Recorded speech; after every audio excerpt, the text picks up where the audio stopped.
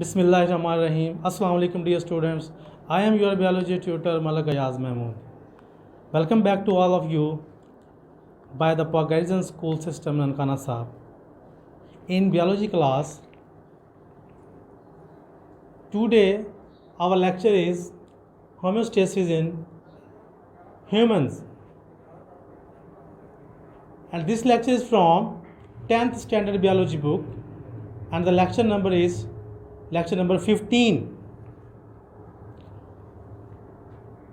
इससे पहले कि हम लेक्चर स्टार्ट करें, हम अपना प्रीवियस लेक्चर रिकॉल करते हैं। हमने अपने प्रीवियस लेक्चर के अंदर osmotic adjustment in plants discuss किया था, जिसके अंदर हमने प्लांट्स की 3 कैटेगरीज को पढ़ा था। हाइड्रोफाइट्स, यानी ऐसे प्लांट्स जो पानी के अंदर फ्रेश वाटर के अंदर ग्रोथ करते हैं। ज़ीरोफाइट्स, यानी ऐसे प्लांट्स जो खुश्की पर ग्रोथ करते हैं ड्राई एनवायरनमेंट के अंदर। और हेलोफाइट्स यानी समुद्री प्लांट्स जो साल्टी एनवायरनमेंट के अंदर ग्रोथ करते हैं। तो हमने इनके अंदर पढ़ा था कि ये किस तरह से अपने अंदर वाटर और साल्ट को मेंटेन करते हैं। ठीक है जी, उम्मीद है कि ये आपने याद किया होगा। नेक्स्ट हम चलते हैं हमारे आज के टॉपिक की तरफ, that is homeostasis in human. तो बेटा आप होम्योस्टेसिस का चैप्टर पढ़ रहे हैं। आपने शुरू में होम्योस्टेसिस को डिफ़ाइन किया था। आपको पता है कि होम्योस्टेसिस क्या होती है। मैं आपको रिकॉल करवा देता हूँ। होम्योस्टेसिस का मतलब होता है कि बैरूनी एनवायरनमेंट के अंदर किसी भी चेंज के बावजूद आपका जो इंटरनल बॉडी टेम्परेचर होता है वो मेंटेन रहता है। ठीक है जी, इसको हम होम्योस्टेसिस कहते हैं। तो हम ह्यूमन के अंदर होम्योस्टेसिस पढ़ने जा रहे हैं आज। तो आपको पता है unlike the plants, human have highly developed system for homeostasis. Humans के अंदर डेवलप्ड सिस्टम मौजूद हैं होम्योस्टेसिस के लिए।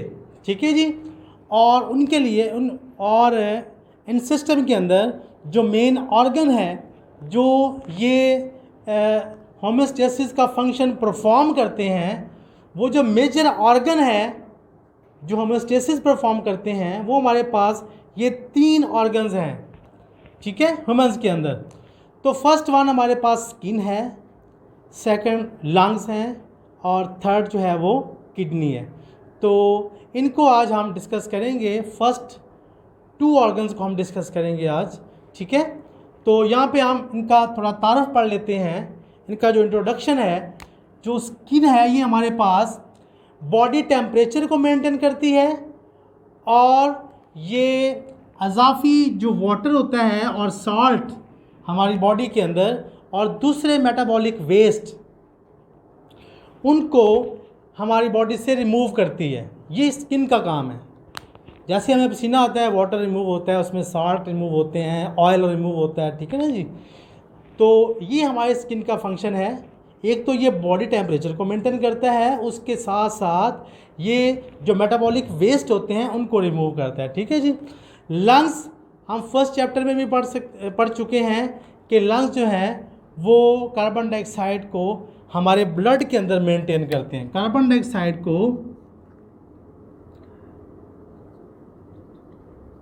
ब्लड के अंदर मेंटेन करते हैं। हमारे खून के अंदर कार्बन डाइऑक्साइड की जो कंसंट्रेशन है उसको मेंटेन करते हैं और एक्सेसिव कार्बन डाइऑक्साइड को रिमूव करते हैं थ्रू लंग्स।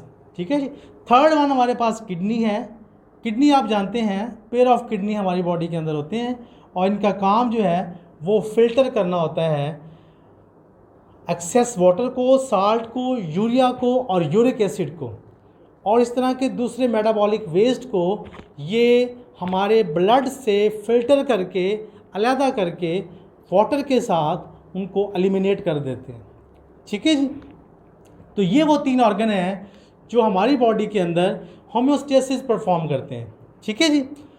तो हम इनको 1 बाय 1 डिस्कस करते हैं। सबसे पहले हम स्किन को डिस्कस करते हैं। स्किन की सबसे पहले हम स्ट्रक्चर को डिस्कस कर लेते हैं। तो बेटा स्किन का जो स्ट्रक्चर है, आपको ये एक डायग्राम नज़र आ रही होगी। तो ये सिंपली एक स्ट्रक्चर है स्किन का। स्किन के अंदर 2 तरह की लेयर्स होती हैं। जो मेन होती हैं। एक एपिडर्मिस होती है, सबसे ऊपर वाली आउटर लेयर जो कहलाती है, ठीक है, और उसके इनर में एक इनर लेयर होती है जिसको हम डर्मिस कहते हैं। आउटर लेयर को हम एपिडर्मिस कहते हैं और इनर लेयर को हम डर्मिस कहते हैं, ठीक है बेटा। ये जो डर्मिस होती है, डर्मिस जो होती है ये सिंपल एक लेयर है, इसके अंदर इसका कोई और फंक्शन नहीं है इसके सिवा कि ये प्रोटेक्ट करती है हमारी बॉडी को। इनर लेयर को ये प्रोटेक्ट करती है, जिसे हम डर्मस कहते हैं। ये हमारी बॉडी को प्रोटेक्ट करती है। इसके अंदर कोई ब्लड वेजल्स, कोई नर्व, कोई स्वेट ग्लैंड, ऑयल ग्लैंड, इसके अंदर कुछ भी नहीं होता, ठीक है जी। तो नीचे इसके हमारे पास डर्मस होती है। डर्मस के अंदर आप देख रहे हैं, यहाँ पे डायग्राम में भी आप देख रहे हैं कि यहाँ पे आपके पास फोलिकल हैं जिनसे हेयर निकल रहे हैं, आपके पास स्वेट ग्लैंड हैं, ऑयल ग्लैंड हैं और नर्व्स हैं, ठीक है जी। तो ये, और इसके अलावा ब्लड वेसल्स भी मौजूद हैं इसके अंदर, आपको नज़र आ रहा है। और नीचे ये जो आपको सर्कल दिखाई दे रहे हैं, ये फैट सेल्स हैं जो कि डर्मस के अंदर ही मौजूद होते हैं, ठीक है जी।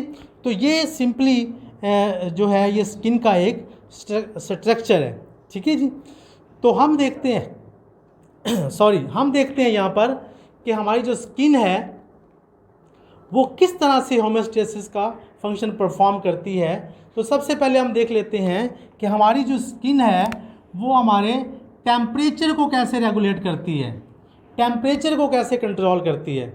हाउ स्किन परफॉर्म या रेगुलेट द बॉडी टेम्परेचर। तो बेटा हमारी स्किन के अंदर मैंने जैसे आपको बताया कि फैट सेल्स होते हैं, फैट सेल्स, ठीक है, फैट ग्लैंड, ऑयल ग्लैंड, ये फैट सेल्स होते हैं।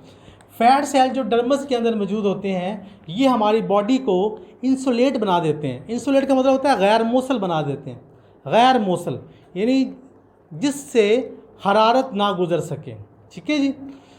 तो ये जो फैट सेल्स होते हैं ये हमारी बॉडी को इंसुलेट कर देते हैं, ठीक है। इसके अलावा आप अगर डायग्राम पर आएँ वापस, तो आप यहाँ पे देख रहे हैं कि जो हमारे ये जो हेयर है, इसके साथ आपको ये एक मसल्स नज़र आ रहा होगा, ठीक है जी।